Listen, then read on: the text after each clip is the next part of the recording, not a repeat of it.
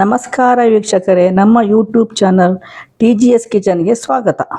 ನಾವು ಇವತ್ತು ಬಟಾಟೆ ಹುಳಿಯನ್ನು ಮಾಡುತ್ತೇವೆ. ಮೊದಲು 6 ರಿಂದ 7 ಆಲೂಗಡ್ಡೆಯನ್ನು ತೊಳೆದು ಕುಕ್ಕರ್ನಲ್ಲಿ ಬೇಯಿಸಬೇಕು. ಬೇಯಿಸುವ ಮೊದಲು ಕುಕ್ಕರಲ್ಲಿ ಸ್ವಲ್ಪ ನೀರು ಹಾಕಿಕೊಳ್ಳಬೇಕು.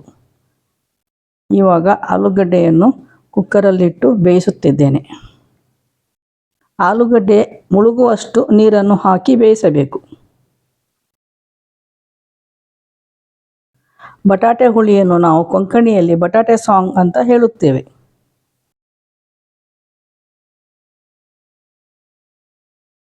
ಈಗ ಆಲೂಗಡ್ಡೆ ಚೆನ್ನಾಗಿ ಬೆಂದಿದೆ. ಮಸಾಲೆಗೆ ಬೇಕಾಗುವ ಸಾಮಗ್ರಿಗಳು: 1 ಕಪ್ ತೆಂಗಿನ ತುರಿ, ಸಣ್ಣ ಗಾತ್ರದ ಹುಣಸೆ ಹಣ್ಣು, ಬ್ಯಾಡಗೆ ಮೆಣಸು, ಸ್ವಲ್ಪ ಅರಸಿನ, 1½ ಚಮಚ ಧನಿಯಾ. ಈಗ ಸೌಟಿಗೆ 2 ರಿಂದ 3 ಚಮಚ ಎಣ್ಣೆ ಹಾಕಬೇಕು.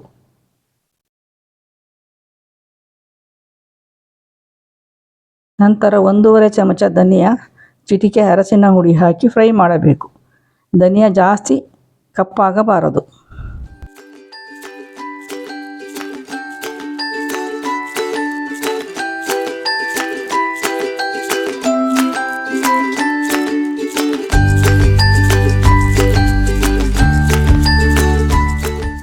ಧನಿಯಾ ಈ ರೀತಿ ಫ್ರೈ ಆಗಬೇಕು. ಈಗ ಮಸಾಲೆಯನ್ನು ರೆಡಿ ಮಾಡುತ್ತೇನೆ. ಮಿಕ್ಸಿ ಜಾರಿಗೆ 1 ಕಪ್ ತೆಂಗಿನಕಾಯಿ ತುರಿಯನ್ನು ಹಾಕಬೇಕು. 6 ರಿಂದ 7 ಫ್ರೈ ಮಾಡಿದ ಬ್ಯಾಡಗಿ ಮೆಣಸಿನಕಾಯಿ, ಅದರ ಜೊತೆಗೆ ಫ್ರೈ ಮಾಡಿದ 3 ಗುಂಟೂರು ಮೆಣಸಿನಕಾಯಿ ಹಾಗೆ ಹುಣಸೆ ಹಣ್ಣು ಹಾಕಿ ರುಬ್ಬಬೇಕು. ರುಬ್ಬುವಾಗ ಸ್ವಲ್ಪ ನೀರನ್ನು ಹಾಕಿ ರುಬ್ಬಬೇಕು. 2-3 ಸುತ್ತು ರುಬ್ಬಿದ ನಂತರ ಅದಕ್ಕೆ ಫ್ರೈ ಮಾಡಿದ ಧನಿಯಾ ಮತ್ತು ಅರಸಿನವನ್ನು ಹಾಕಿ ರುಬ್ಬಬೇಕು. ಮಸಾಲೆ ಈ ಥರ ನುಣ್ಣಗೆ ಬರಬೇಕು.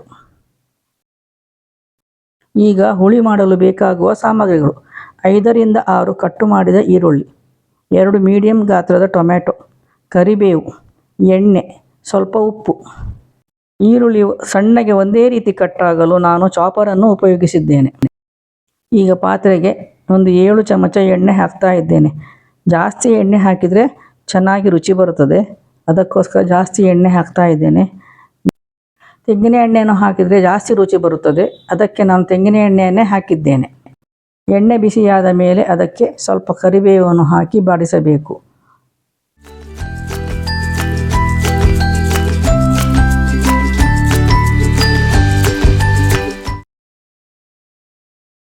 ಇವಾಗ ಕಟ್ಟು ಮಾಡಿದ ಈರುಳ್ಳಿಯನ್ನು ಹಾಕಬೇಕು. ಈರುಳ್ಳಿ ಜಾಸ್ತಿ ಬಂದಷ್ಟು ರುಚಿ ಜಾಸ್ತಿ, ಅದಕ್ಕೆ ಜಾಸ್ತಿ ಈರುಳ್ಳಿಯನ್ನು ಹಾಕಿದ್ದೇನೆ.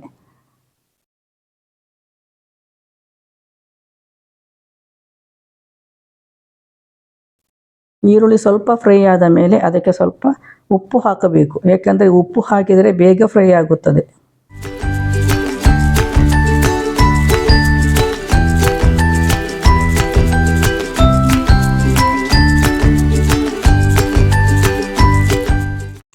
ಈರುಳ್ಳಿ ಟ್ರಾನ್ಸ್ಪರೆಂಟ್ ಆದಾಗ ಅದಕ್ಕೆ ಕಟ್ ಮಾಡಿದ ಟೊಮೆಟೊವನ್ನು ಹಾಕಿ ಫ್ರೈ ಮಾಡಬೇಕು.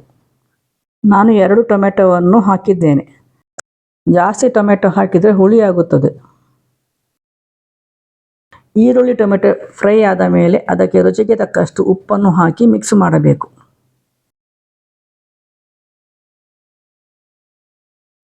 ಎಲ್ಲವೂ ಸರಿಯಾಗಿ ಮಿಕ್ಸ್ ಆದ ಮೇಲೆ ಅದಕ್ಕೆ ರುಬ್ಬಿದ ಮಸಾಲೆಯನ್ನು ಹಾಕಬೇಕು.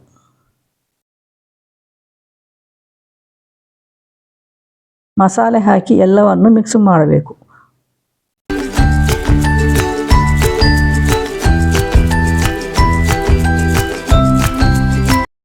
ನಂತರ ಬೇಕಾದಷ್ಟು ನೀರನ್ನು ಹಾಕಿ ಹದ ಮಾಡಬೇಕು. ಚೆನ್ನಾಗಿ ಮಿಕ್ಸ್ ಆದ ಮೇಲೆ ಅದಕ್ಕೆ ಬೇಯಿಸಿದ ಬಟಾಟೆಯನ್ನು ಹಾಕಬೇಕು.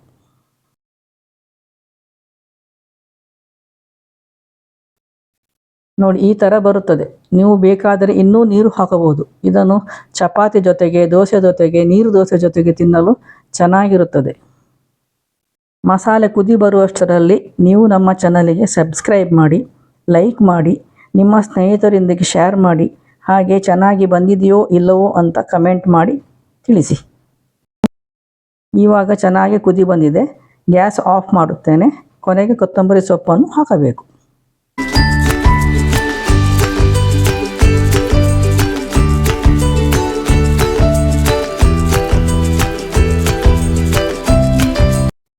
ರುಚಿಯಾದ ಆಲೂಗಡ್ಡೆ ಹುಳಿ ಅಥವಾ ಸಾಂಗ್ ರೆಡಿ.